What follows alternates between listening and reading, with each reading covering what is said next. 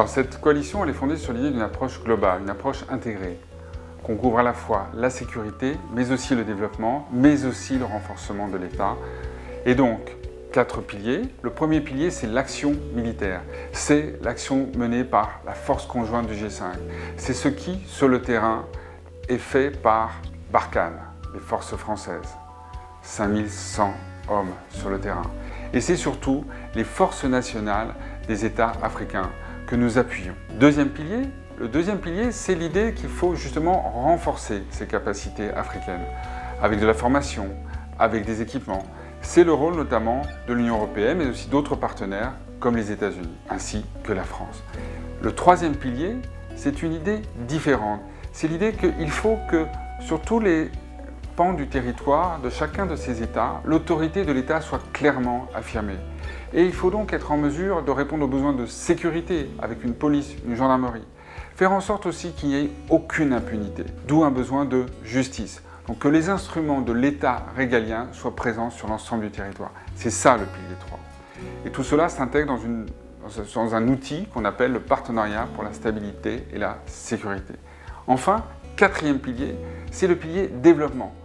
Parce qu'on le voit bien, la population elle a besoin d'emploi, elle a besoin d'éducation, de santé, d'infrastructures.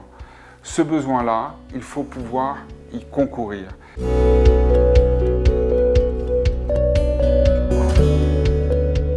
Alors on ne part pas de rien. Il y a déjà des structures qui existent.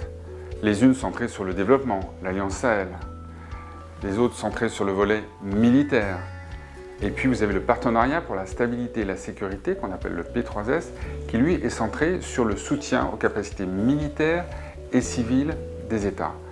La coalition Sahel, elle offre, ce n'est pas une initiative de plus, c'est l'idée qu'il faut regrouper, qu'il faut avoir une vision globale, qu'il faut avoir une lecture d'ensemble, de l'ensemble des problématiques qui touchent le Sahel.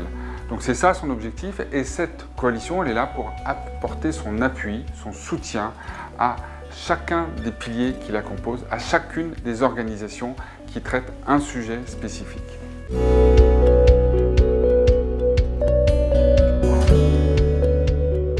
Depuis Pau, il y a eu des progrès significatifs.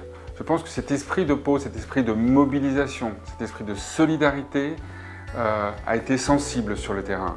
Qu'est-ce que nous avons vu? Eh bien d'abord, au Mali, nous avons vu que les conditions étaient réunies dans le cadre du dialogue pour qu'un bataillon malien puisse se rendre à Kidal. Kidal qui est une ville symbole et qui est une ville malienne et c'est l'affirmation par le Mali de son autorité sur l'ensemble de son territoire. C'est un point important, c'est un point essentiel. Le Tchad a décidé, et c'est très important, de renforcer la force conjointe du G5 en envoyant des effectifs supplémentaires dans la zone des 3 frontières, entre le Mali, le Niger et le Burkina Faso. À Niamey, dans la capitale du Niger, s'est constitué un état-major conjoint qui est l'occasion de rendre opérationnel, de rendre interopérable à la fois Barkhane, les forces françaises, la force conjointe du G5 et les forces nationales du Niger, du Burkina Faso et du Mali, pour mieux travailler de manière plus efficace sur la zone des 3 frontières, qui est aujourd'hui un peu le nœud gordien en termes de terrorisme du Sahel.